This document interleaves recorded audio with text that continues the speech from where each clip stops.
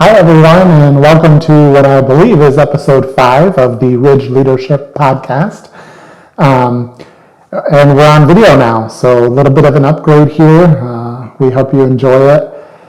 And if you're wondering why we're called the Ridge Leadership Podcast, it's because here at Oak Orchard Assembly of God, we are on a ridge or very near to a ridge, and it's a great area. So if you're ever out in Western New York, come visit us here at the church. If you don't already live here and attend here, come and visit us. And it's a great area to explore. We're halfway between Buffalo and Rochester. We're 45 minutes from Niagara Falls, and we're 10 minutes from Lake Ontario. So beautiful area, and what a blessing it is to call it home.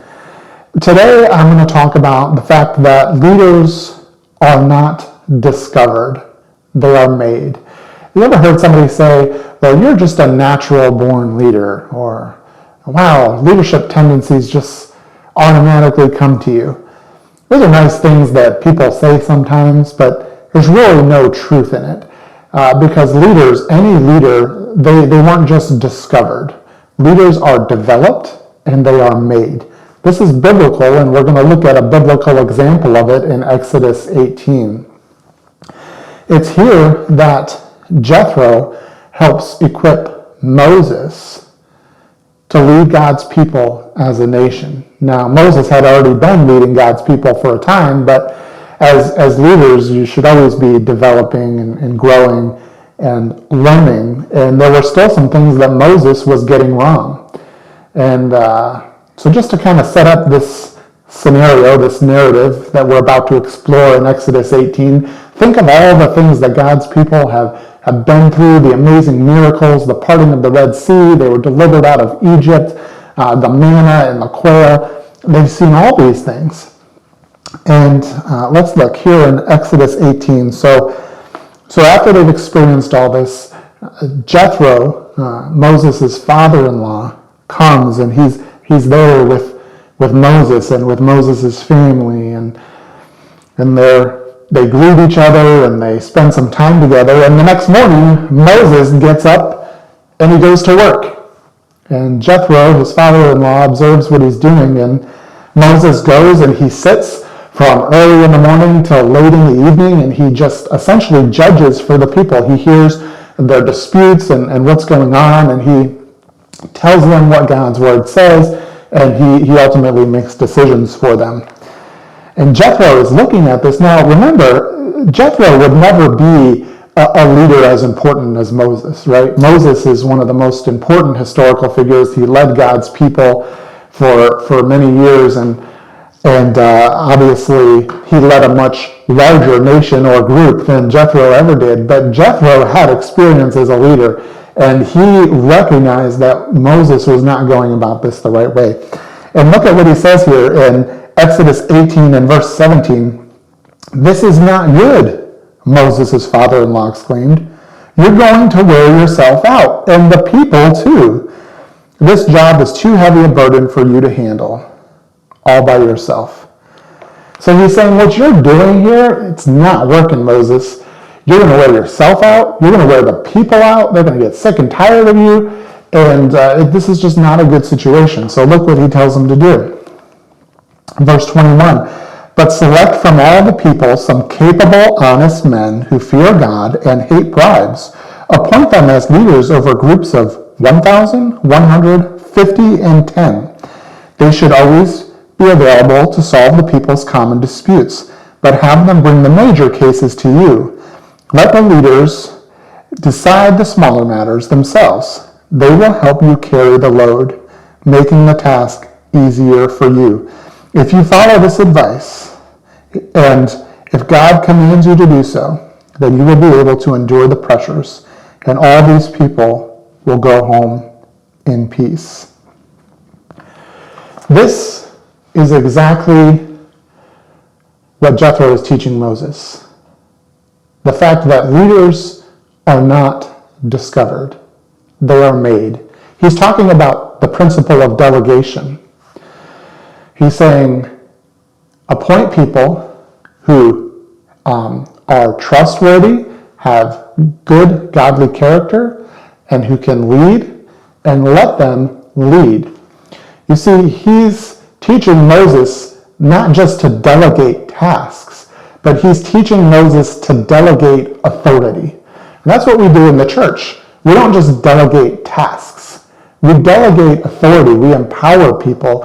And in doing that, we help them grow and develop as leaders. The future belongs to churches that send. And our goal as a church is to help develop people as leaders so that they can fulfill what God is calling them to do. If you're called to be a missionary, we're going to help develop you as a leader and prepare you as a missionary. If you're called to move away and go into ministry somewhere, we're going to help prepare you and develop you for that. So ask yourself that question. If God's calling you to do something, what steps do you need to take? Connect with your pastor, connect with a leader, and begin that leadership journey. It's a process. It's a development process.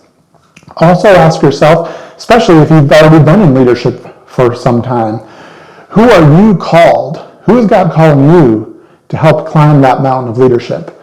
You know, your goal with developing leaders is you always want them to come out stronger, a stronger leader than even you are. Jethro was never going to be as important or he was never going to lead as many people as Moses did. But he had the experience and he was able to pass on what he learned.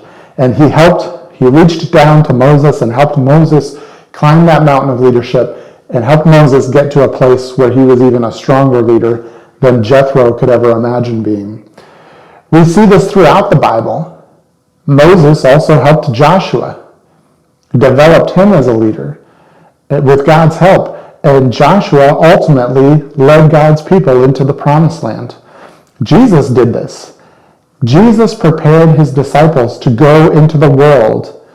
He knew that they would go from being disciples to being apostles. See, Jesus had told them many times that he would go to the cross and that he would rise again 3 days later and that ultimately he would ascend into heaven and be seated at the right hand of the Father. He knew that it would be up to his disciples to go into all the world and preach the good news to the entire known world at that time. So Jesus spent time with them. He built relationship with them. He ate with them. He talked with them. He taught them. And he empowered them to do ministry. In fact, he said, the things that I do, you will do even greater things. Leaders are not discovered. They're made. If you're feeling called to leadership or if you're feeling called to ministry, let us know how we can support you. If you're in leadership, we're here to help you. And ask yourself, who are you called to help as they begin their leadership journey? You see, everyone has leadership potential. There's not just natural born leaders. There's not just people where it comes easy to them. But everybody has leadership potential with the right help and the right training. And this is a biblical principle. We see it in the Bible again and again.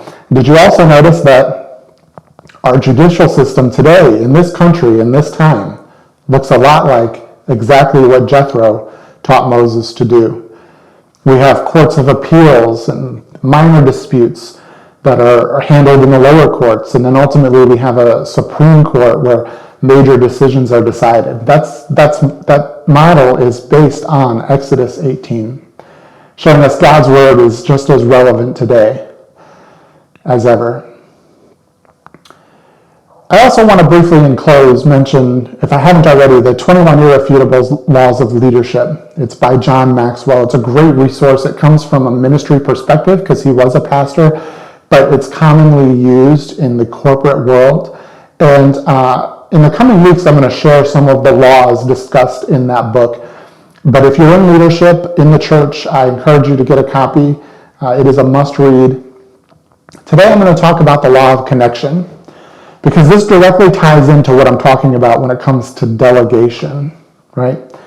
Remember when I said that we don't just delegate tasks, but we delegate authority. We put trust in people. We develop leaders. Well, first, people have to have buy-in to the vision. And so connection, the law of connection, John Maxwell talks about, It is so important. Invest time in your team, spend time with your team, build camaraderie, have them over your house, have picnics. Also spend time listening, receiving their feedback. I've talked about this in previous episodes, but it's so very important. Now, as a leader, you're not just a people pleaser, so you don't just do everything that people ask you to do, or you don't just take every suggestion. But a good leader listens to his team, his or her team, processes information, and ultimately makes the best decision for the team and for the organization. But for this process to happen, for this process to play out, we have to follow the law of connection. We have to touch a leader's heart before we can ask them for a hand. You yourself are a leader, and you are developing leaders under you. So touch their heart before you ask for a hand. And when you build that camaraderie, when you build that connection, when you build that team atmosphere, then the rest of it will come so naturally, and your ministry will thrive. That's it for today's episode. I hope you got something out of this. We'll see you again real soon. God bless you.